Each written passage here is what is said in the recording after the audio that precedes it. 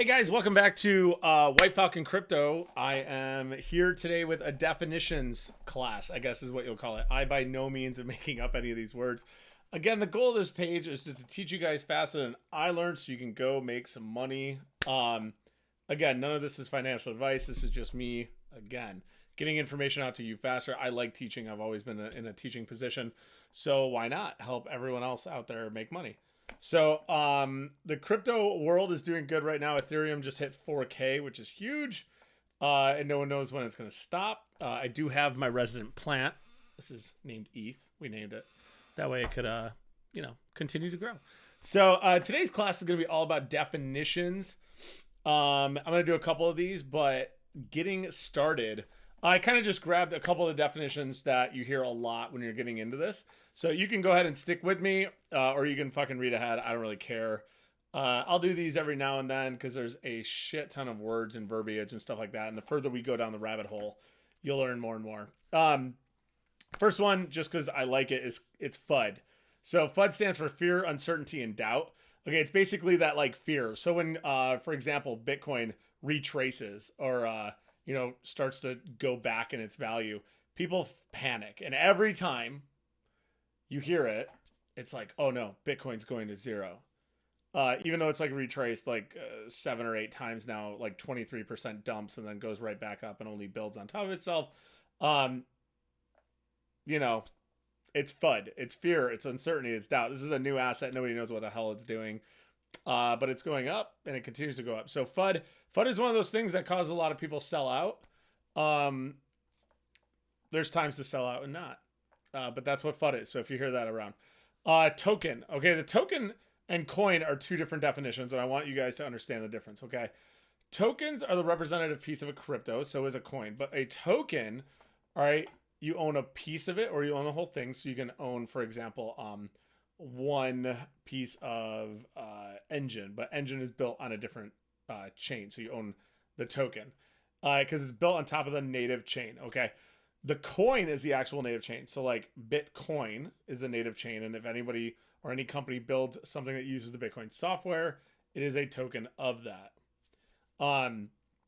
So again, coins and tokens you can own portions of. This is a huge thing I talked about in the last video because a lot of people, they look, when they're getting into crypto, they look at like Bitcoin or they look at Ethereum, they're like, I don't have 4K to buy 1 Ether. This is stupid. Well, it's not like the stock market traditionally was, where you have to buy wholes. You can buy portions. Those portions we're going to talk about next, and that is bits and Satoshis. So Satoshi Nakamoto is the guy or group that started Bitcoin. So it only makes sense that the small portions of it are called Satoshis.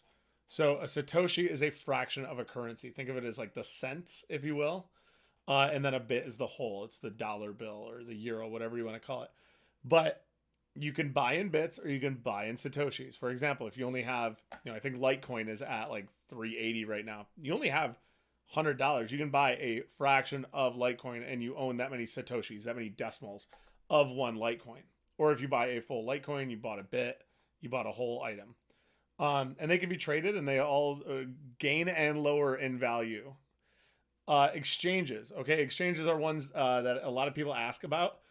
Exchanges are places to exchange fiat for a currency. We'll talk about fiat in a little bit here, but it's basically money, real world money. If that's what you consider real world money.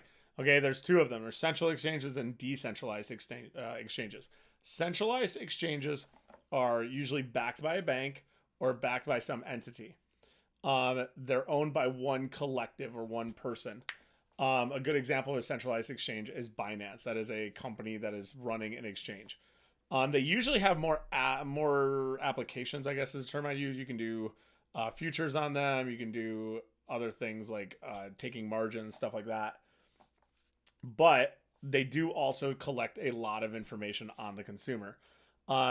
So that's like a pro and a con. If you're comfortable with that, that's it. But most of the people in the crypto space are actually in it because it brings privacy to your finances.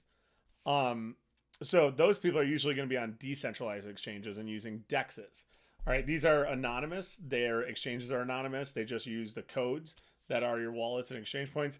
They don't take, if any, minimal information from you as the consumer. So a little bit more off the grid, so to say. And there are some great countries. I think it's Denmark. Denmark made a decentralized exchange. So there are like countries doing this too. FOMO, great term, fear of missing out. This is when, for example, we just saw it with Doge. Doge went up to 70 cents and people were so scared they were going to miss out on that opportunity. They put $1,000 or $2,000 into the coin at its very top. Foolish play usually ends up, in my opinion, again, none of this is financial information or financial advice, but usually FOMOing in doesn't end up well. You either make a very small margin of profit or you catch the wave too late. And I'll say it again, you want to be the surfer in the water waiting for the wave, not the dude that sees the wave incoming and then you got to grab your board and run out. FOMO gets people in trouble. All-time high, ATH, pretty simple to understand. A coin that has reached its apex of that given period or all time. Bullish. Okay, bullish and bearish, two fun definitions. If I were to say I'm bullish on Ethereum, which I am, I think Ethereum is going to go around to 10K within this year. I am very bullish. I think like the bulls of a horn go up. And this is, again, this comes all the way back to like the Japanese rice markets where trading and all that began. It is in an upward trend, or I think it's going to continue to look like it's going to keep getting better. Bearish, like the swipe down of a bear, right, is a downward trend. I'm very bearish on Dogecoin. Sorry to hate on Doge, but it has no application. It's going to do poorly. I think it's going to do poorly, so I'm very bearish. These terms are short and long also. So if you're long on something, that is a bullish idea. If you're short on something, it's a bearish idea. Fiat. Fiat is a term you're going to hear a lot in the crypto world. It's actually one of the ways I think most people try to separate them from just another financial YouTube page is by using this term. But it's just money, guys. Fiat is the euro. It's the it's yen. It's US dollar. It's just some sort of currency that is backed by a government without any sort of actual physical backing like gold. So in crypto, you're turning fiat to crypto and then either turning it back into fiat or turning it back into more crypto. HODL. Okay, this is a mistype of a word. It's a long, funny story. Basically, someone typed it up wrong and it just stuck because that's how the internet works. It just picks on everyone. It's a mistype of the word, and it is it's referred to as hodling, and that basically means you're not letting go. If you're hodling something like I'm hodling ETH till I die, I'm never selling it. I'm letting it go until it becomes the highest it could ever be. Troll, someone that is aggressively trashing an asset.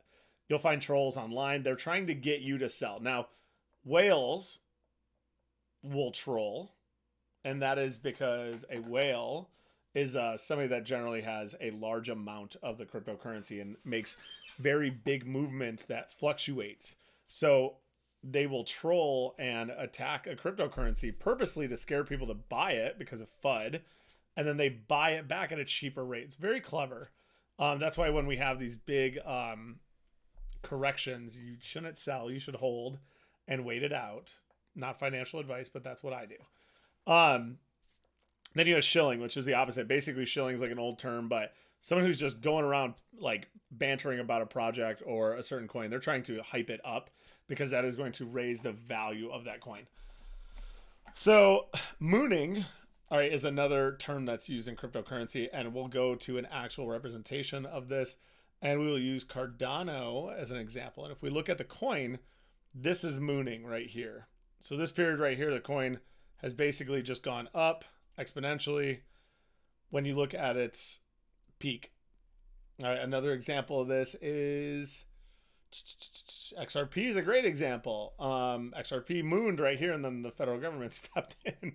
So it looks like it's about to do that again if they win the case.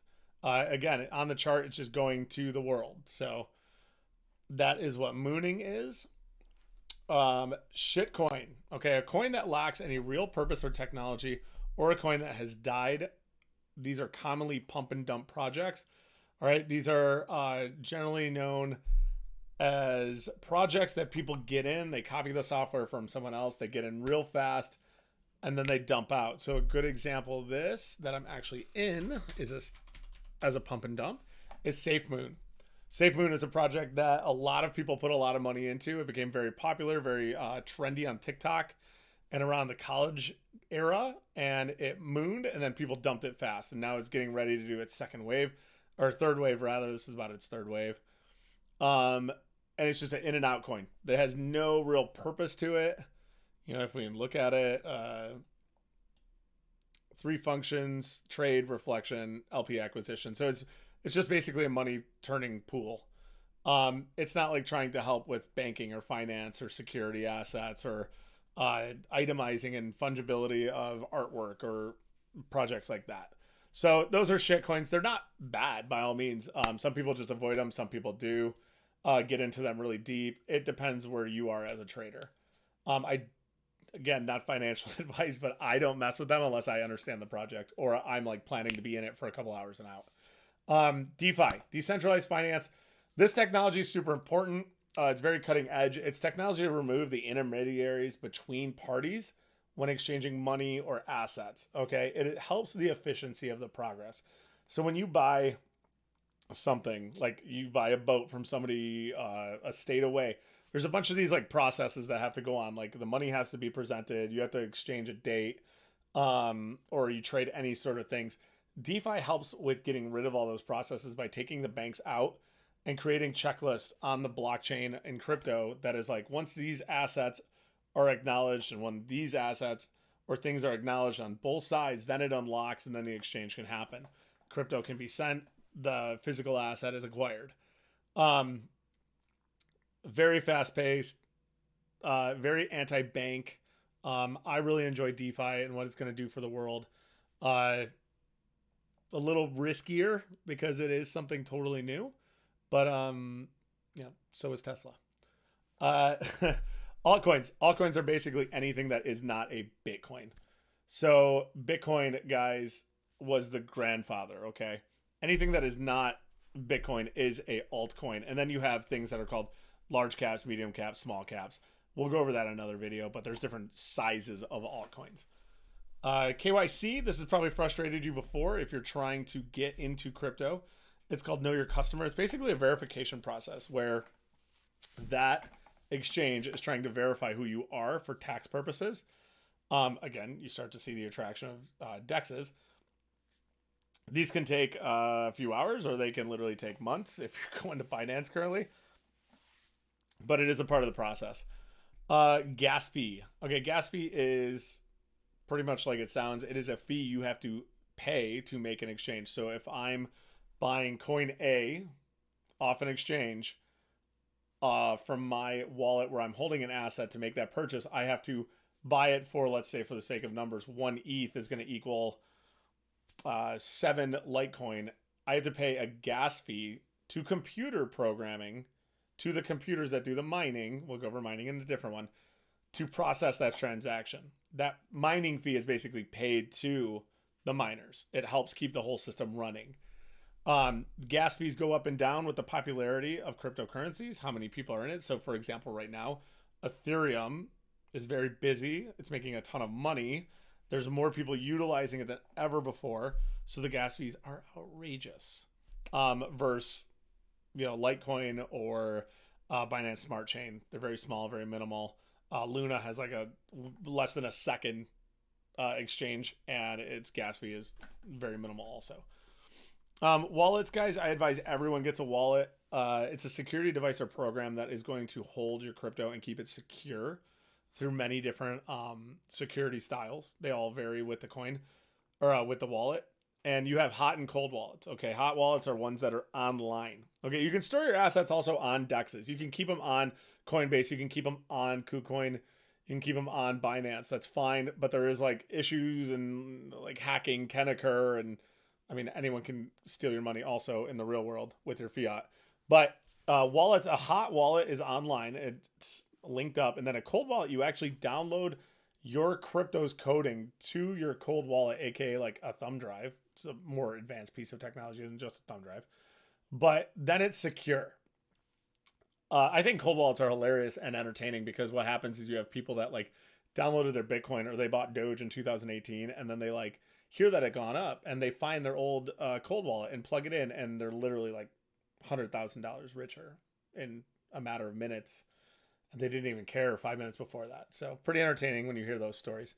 And the last one we're going to go over, guys, didn't want to make this too long, is stable coins. Stable coins are important because they're coins that are attached to the asset of some fiat currency in the world. So whether it's US dollar or euro, they're attached to that. So it allows you to keep your money on the exchange without having to send it back to the bank and getting it turned back into US dollars. And you also don't run the risk of it going down in value. So it's stable. So you can put it back to US dollar coin or US tether, and it will stay the same value as a US dollar or a euro. So hope you guys like this. Guys, I'm doing this out of my own free time. If you enjoy it, give me some tips. Let me hear what you want to hear about by messaging in the comments. If you like it, please share it. A lot of people, again, are new to this, so I'm trying to help teach them. I'm learning at a pace that is just at my own, and I'm learning a lot very quickly. So the goal of this channel is, again, to help you guys out there. So if you like this, please go ahead and give it a thumbs up. It takes 2 seconds of your time, maybe. And then if you really like it, subscribe, and I'll be making more videos as we go. So have a good time and happy trading.